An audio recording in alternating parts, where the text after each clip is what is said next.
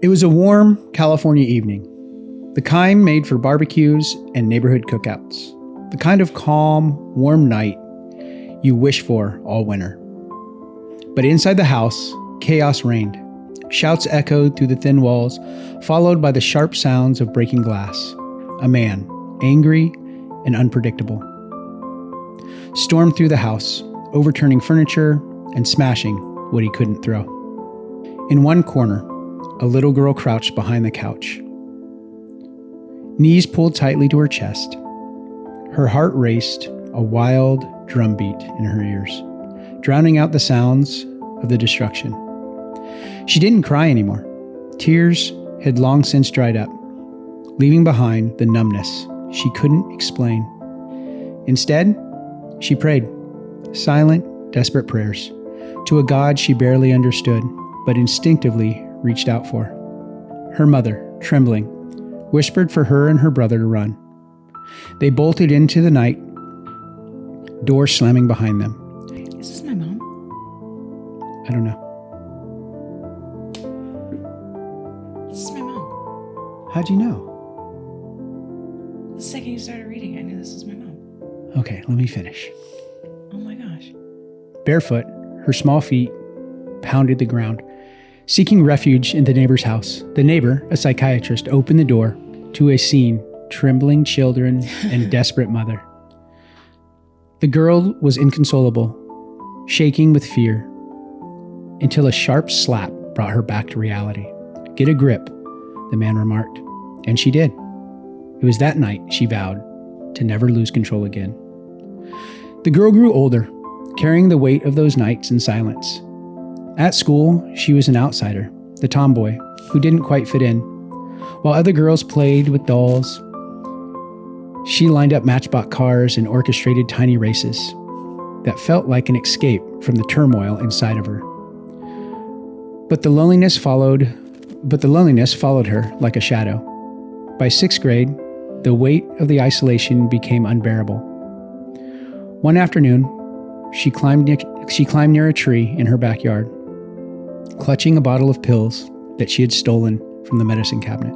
Tears streamed down her face as she whispered goodbye. No one would hear. She swallowed as many pills as she could, expecting darkness to take her.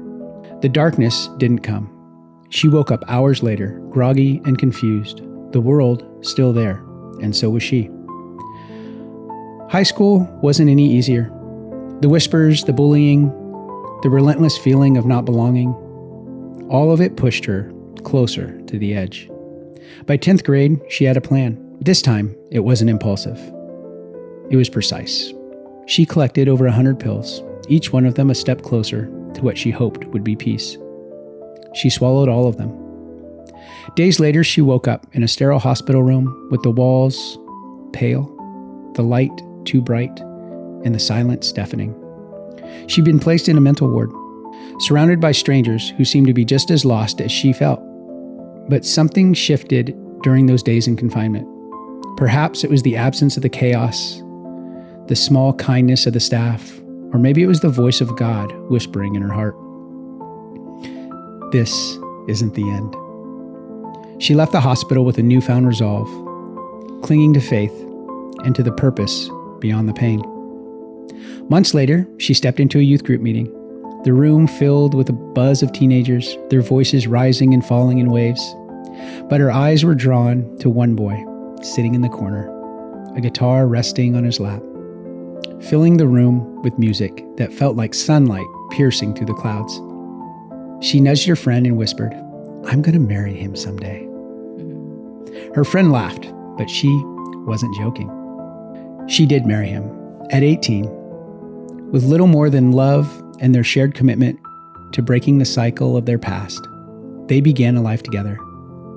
They faced trials, of course, financial struggles, the lingering ghosts of trauma, but they did build their foundation on faith, leaning everything on God and each other.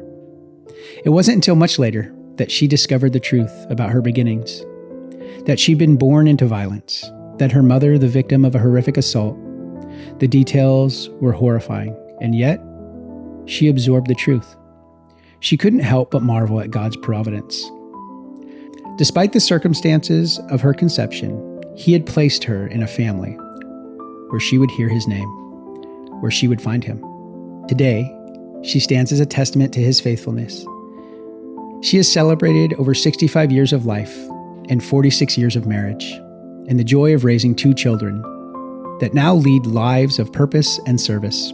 Her son, a minister around the world, and her daughter, a combat veteran, uses her voice to advocate for mental health. Her 6 grandchildren are her crown, the legacy she never thought she'd see. Her life is a but God story, a tapestry of pain and redemption, fear and faith. It's a reminder that no matter how dark the night, God's light will always find a way to break through. Her name is Rebecca Ainley, and her story is far from over. Welcome to the Mental Health Janitors.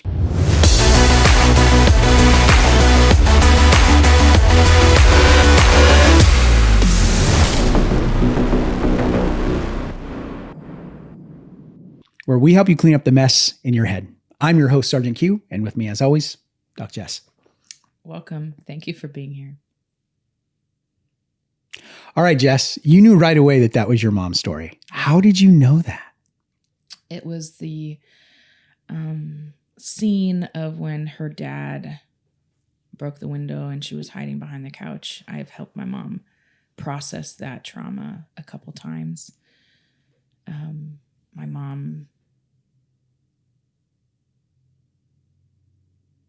was raised with a lot of abuse and trauma, and I knew about her attempt suicide, trying to end her life a couple times, and even before you read that part, I knew it was her.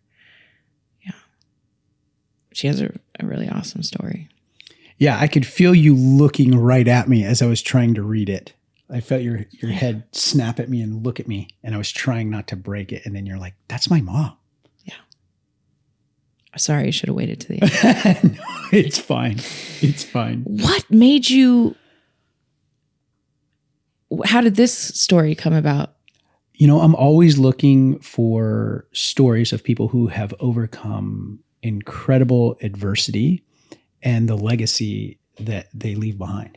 And so that's why we chose your mom's story. Yeah, cool. That's really cool. Yeah, my mom's story should be shared. It's amazing. Yeah. So I went back and forth with her and your dad, making sure I had all the details right and making sure that everything had them right, was correct. Which is why I knew within 30 seconds, like, what?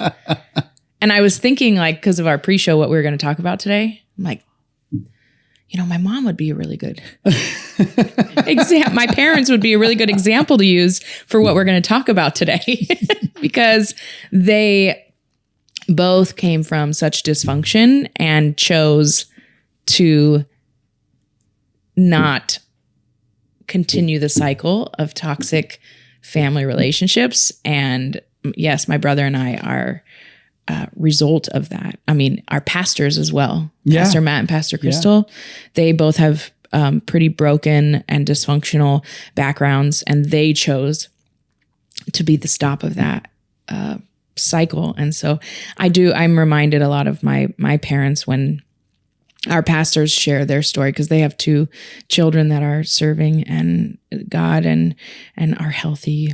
And we had a women's event on Friday night, and for some reason in my small group, we started talking about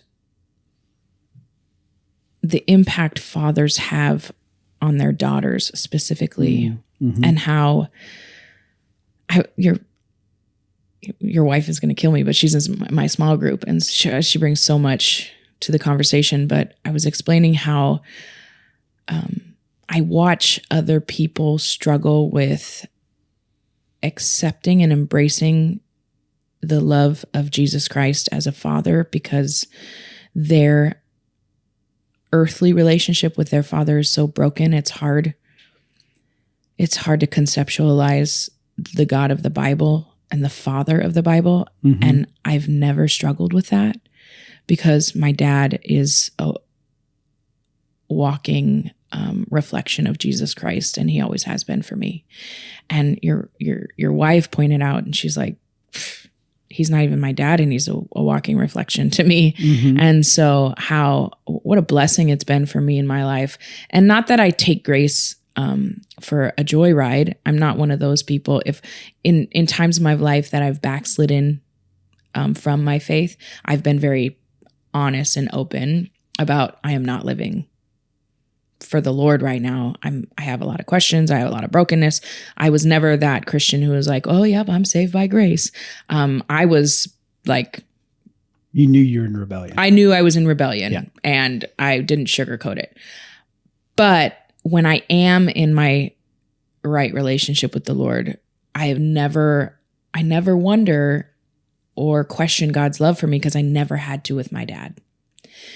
And and we're going to talk about some of that today in the effects of parenting and how that can be with your kids. And anyways, that's a really cool story. Thanks for sharing that. Yeah.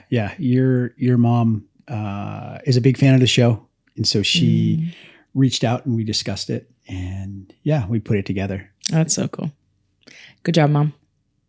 And she was very adamant. Don't tell Jessica beforehand. Yeah, no.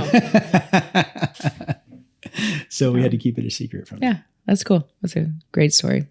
All right. Should we do our cards? Yeah, 100%. Let's do our cards. I don't even know what the score is. Oh, we're not keeping score anymore. Okay. What? Keeping score? Have you met him? You know what Pastor Matt said? He said, Aaron, he said this, and I loved it. And I never thought of it this way. Because you know me, I'm always trying to, if I'm going to do it, I'm going to be the best at it. Like I want to do the very best that I can. I might not be the best in the world, but I'm going to be the very best that I can do. And he said, Aaron, you already won at life. Like, look at all the stuff you've done. You've already won at life. You're just running up the score. And I said, you know what? You're right. I could retire tomorrow. I don't do any of this stuff. Yeah. I go live on a beach. Yeah. But I love that analogy. It's like, yeah, I am. I'm just running up the score. I want to see how much I can do. Yeah. That's awesome. The score matters, Casey. The score matters.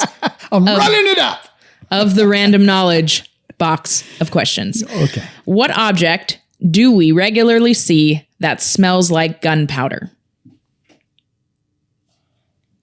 My hands.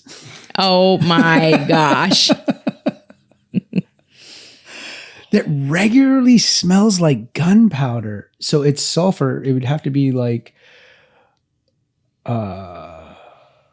matches or a flint off of a lighter, because it's that same that magnesium that fires off. So there's magnesium inside of gunpowder, and there's also salt. It's a combination of these things. Yeah, So you're way off. No, am I? Yeah. Oh, what is it? It's the moon. The moon smells like gun. No, not true. We've never been to the moon. The Apollo astronauts reported that the moon dust they brought into their space modules smelled like gunpowder. Nope. The origin of the smell is still a mystery. Nope. I can tell you where the origin of the smell came from. The Hollywood studio that Steven Spielberg was using.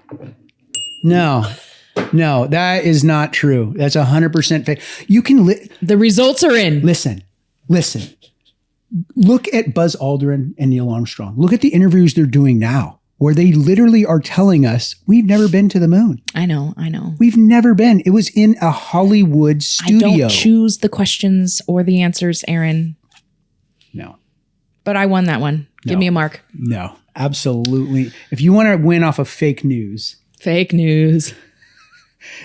Yeah, so today we're going to dive into the dynamic between moms and dads in parenting.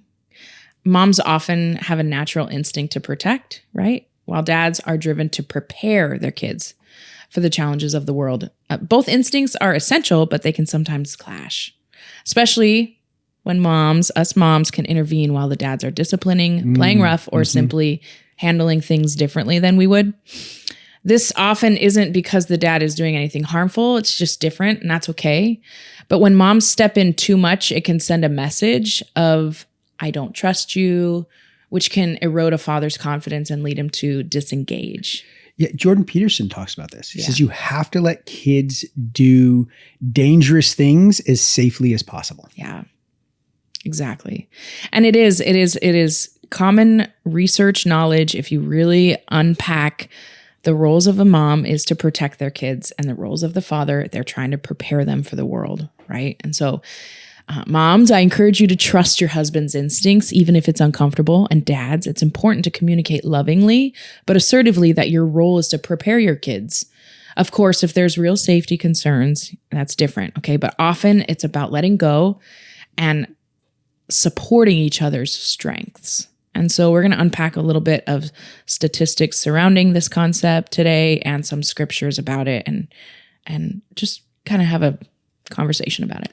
Yeah, one of the things, and you bring this up, we talked about this in pre-show, is that there are so many people out there who say they want help with their mental health, but they don't actually want to do the work.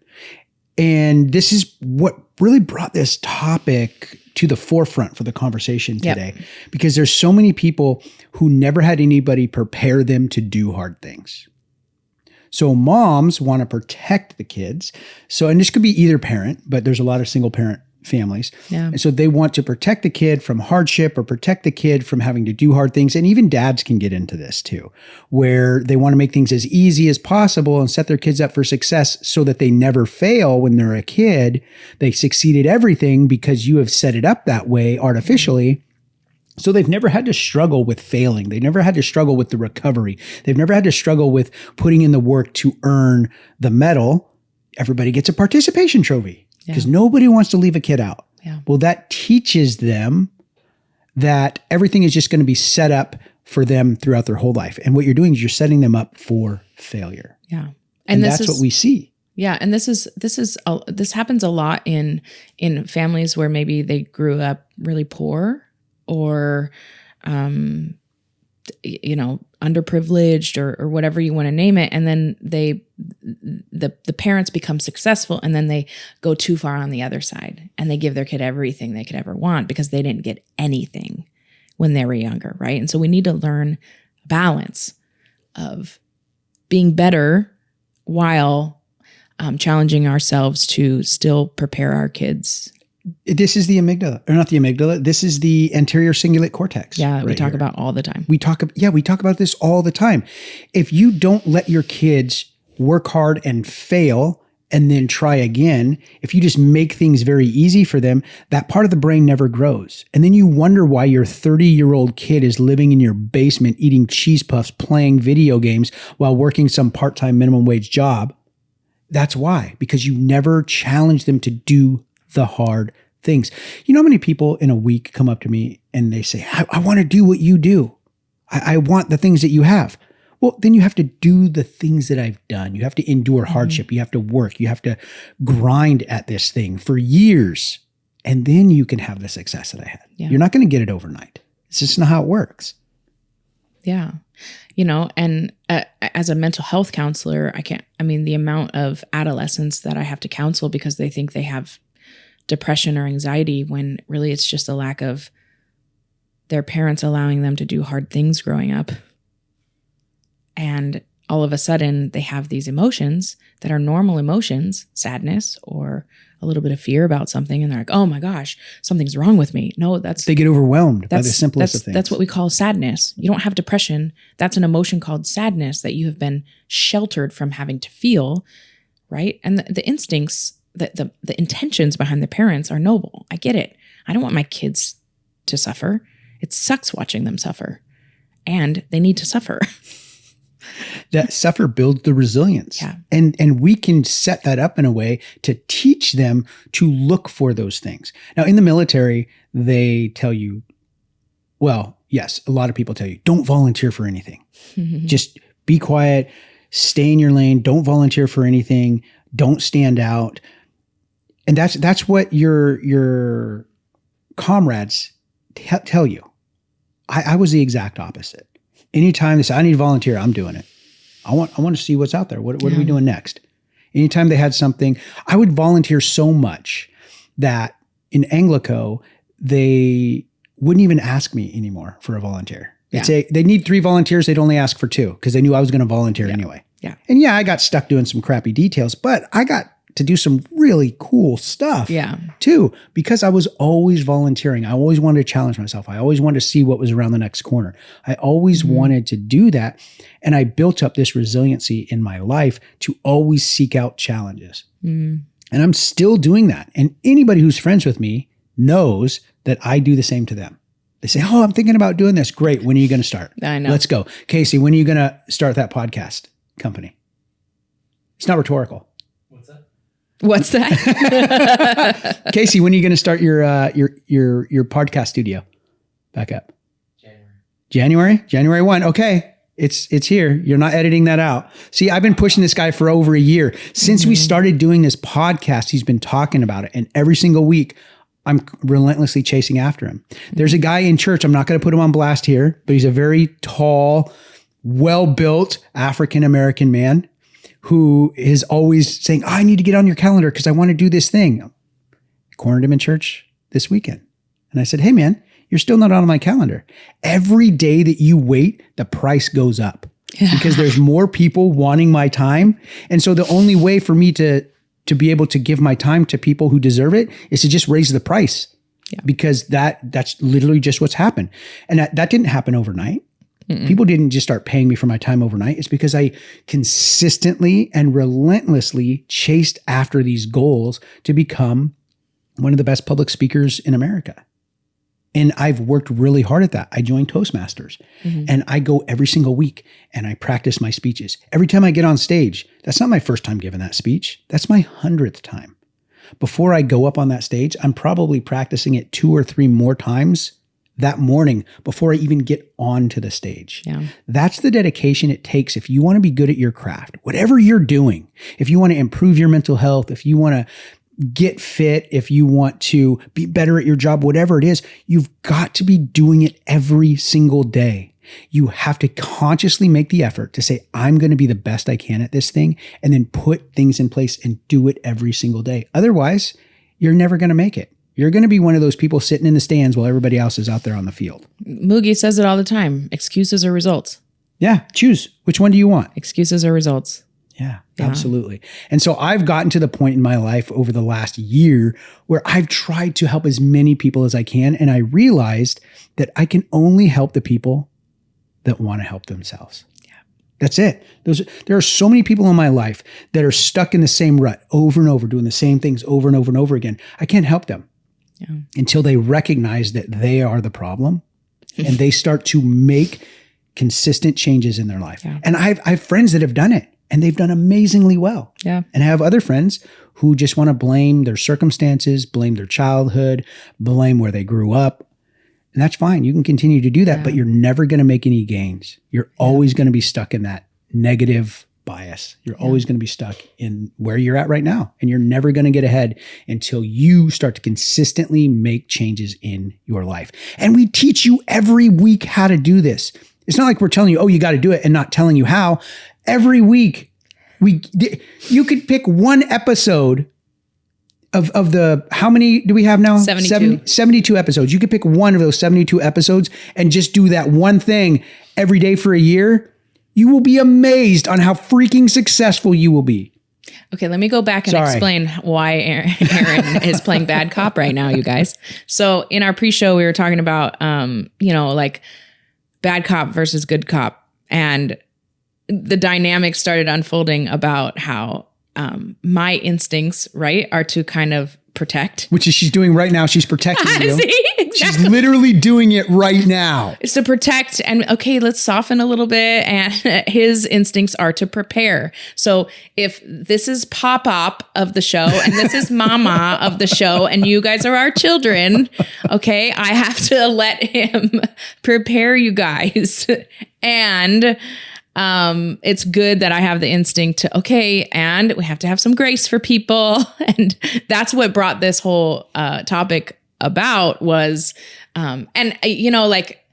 maybe because I've done a lot of work on myself as a mom and allowing my husband to prepare, right? And I see the damage us moms can bring to the family dynamic if we intervene too much.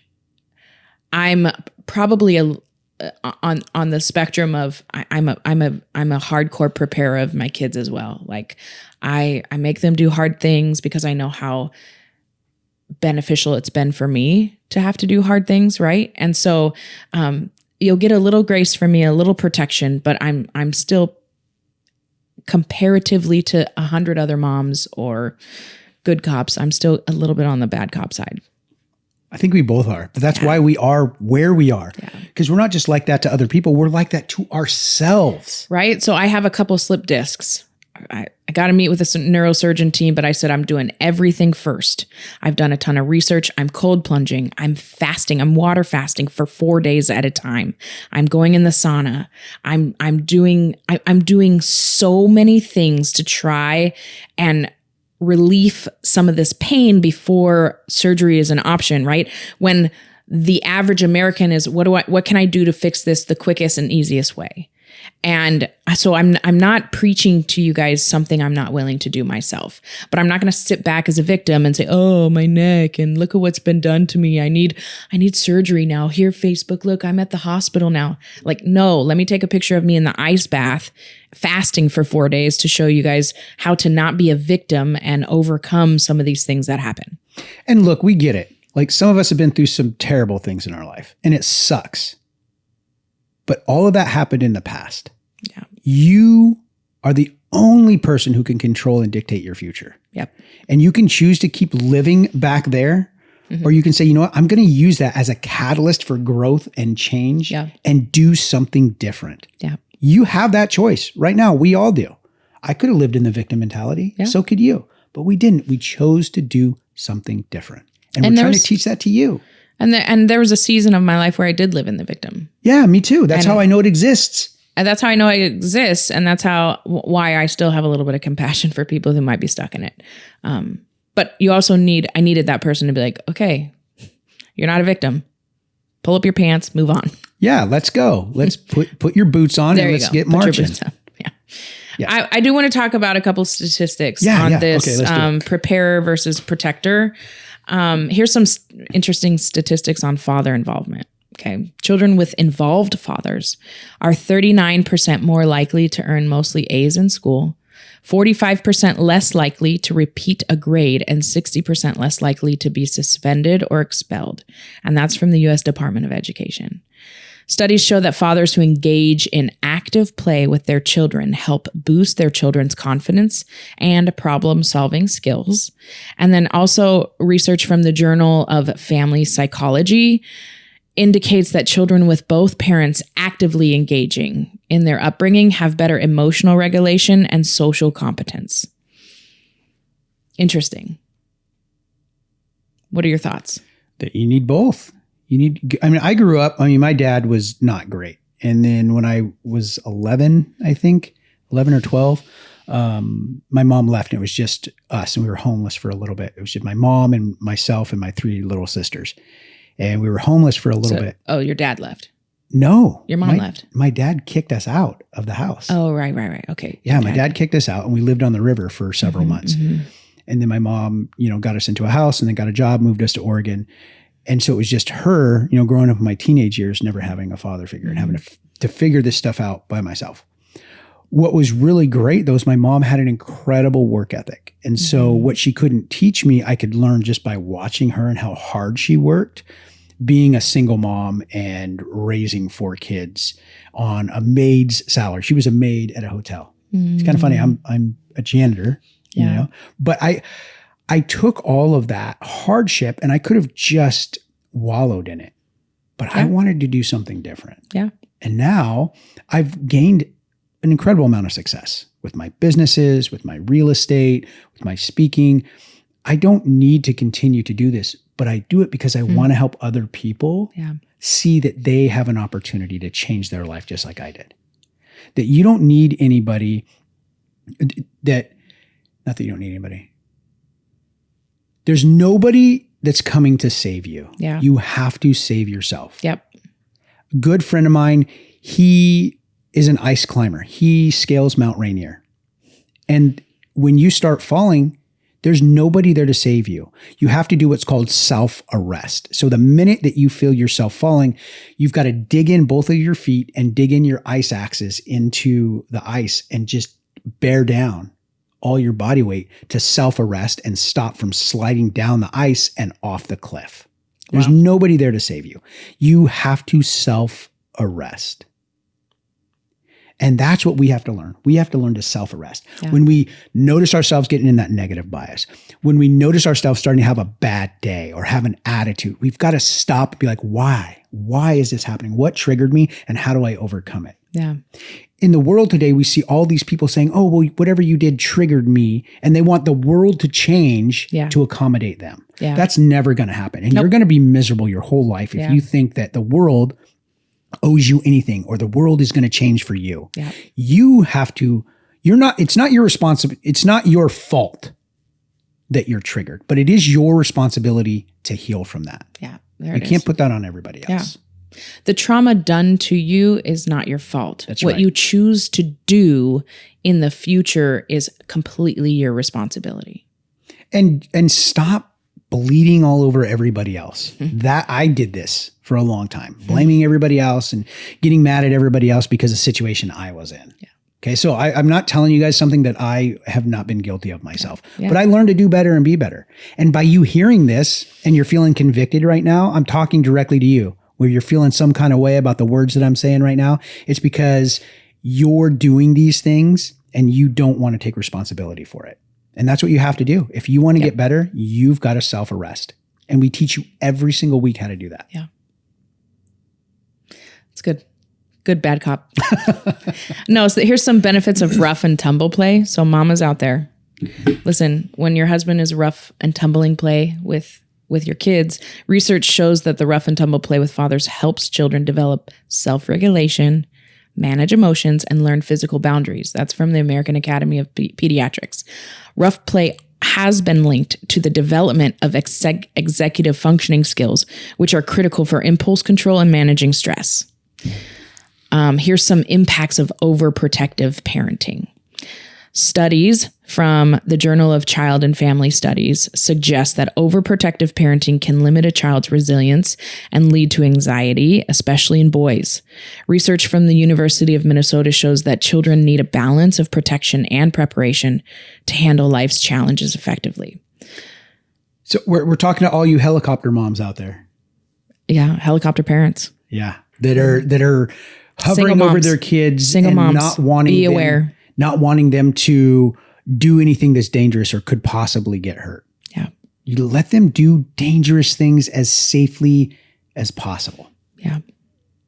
There's also some scriptures that I wrote down to support these concepts, right? In Ephesians 6:4, it says, "Fathers, do not provoke your children to anger, but bring them up in the discipline and instruction of the Lord." And I've touched on this before, but I misinterpreted this for many years, thinking fathers don't provoke your children to anger, like provoking like this. Ooh, I'm provoking you to anger. I do that to my kids. Yeah. It's not that, moms. So don't quote that scripture. Fathers, what it means is if you aren't consistently disciplining out of the instruction from the Lord, it provokes your kids to anger. So when they don't have clear boundaries communicated to them with consistent structure and discipline surrounding those boundaries, it creates confusion, and that's when children become angry. So, like for instance, in our house, we have very clearly communicated non-negotiables. If you do this, this will happen. And every single time we follow through with that. That doesn't cause confusion. And there might be a moment where they get frustrated, but they realize, hey, my parents told me if I did this, this would happen. That's actually a psychological torture technique. Where when people are POWs, you constantly change the time, you change the results, you move the goalposts. They never know what's happening, what's coming next. You tell them, hey, if you do this thing, then we're going to give you this other thing. And then they change it, say, oh no, we didn't tell you you had to do 10 of those things. It was 20. And you didn't meet it. So that is when you move the goalpost, when you change the award or the punishment, when the punishment doesn't fit the Crime. the infraction, all of those things. Those are things that are used on POWs, prisoners of war, as torture techniques I didn't know to that. psychologically break them. Yeah, they are. Yeah. Those are. Well, that supports that scripture. Also, Ecclesiastes 4:9-10 says, two are better than one because they have a good return for their labor. If either of them falls down, one can help the other up. Right? So this isn't husbands doing all the work. This isn't moms doing all the work. It's working together, learning how to work together. Husbands, it's learning how to, with love, but assertive, healthy communication, saying, hey, I can see that you're anxious right now, and it's affecting the way that I'm parenting our son or daughter. If you can't self-regulate, I'm going to ask you to go in the other room while I lead my children the way in instruction of the Lord, right? It's too many times mom gets involved and, oh no, don't do it like that. And husband's just, oh, okay. I can't tell you the amount, even in church of at a women's retreat, moms are checking in every hour with dads who have the baby at home. Well, and I'm you're killing their confidence. You're killing their ability to be a father. They're not babysitting. That's their child. They're competent enough to keep that child alive for 72 hours. This goes beyond just the parenting family dynamic. This two are better than one. Anytime people come to me and they want help, like, oh, I need help with my mental health, or I need help with whatever it is. First thing I tell them is, who's in your squad? Who are your 2 or 3 guys or gals that you go to? Like, who are those 2 or 3 people that when you need help, they're there? Yeah. Or that can depend on you for help. You have to develop this small unit dynamic. This is why the special forces are so effective. Yeah. Because there is a small group dynamic. And in the Marine Corps, we call it the fire team, where there are 4 of us and that's it. And you're fighting for the guy in the left, right, and rear. Those are your 4 guys, your squad. The guys that you depend on when you're struggling and that can depend on you. You have to develop this in your own life. So ask yourself right now, here's the nugget, the one thing that you can do. Build yourself a squad, 2 or 3 people that you can discuss your mental health with. And if you say, oh, I don't know anybody like that, well, you better figure it out. You better find somebody. Yeah. You better start having conversations about your own mental health and see who listens, see who cares. And that's the guy for your squad. That's the person that you can talk to about your mental health, and they can talk to you about theirs, and you can support one another. And then you find 2 more. Yeah. And if you're one-sided, you're not going to find people who want to be there for you. So make sure you are others-minded as well, and not just bitching about your problems all day, every day. Yeah. Nobody wants that. But nobody wants the sad sack that's just constantly complaining about their life. Yeah. But nobody wants the other person either, who never has any problems, always has it together, and is just faking the funk. Yeah. You've got to find that reciprocity in those relationships. Hey, you guys, as always, please, if you liked our video, press the like button, subscribe to our channel, and let us know what you like, what you don't like, what you want to hear more of. And if you don't like what we have to say, put it in the comments. Let us know. We'll discuss it, because we always want to do these 3 things. We want to educate, empower, and encourage you on your mental health journey. For the Mental Health Janitors, I'm Sergeant Q. I'm Doc Jess. And we're out.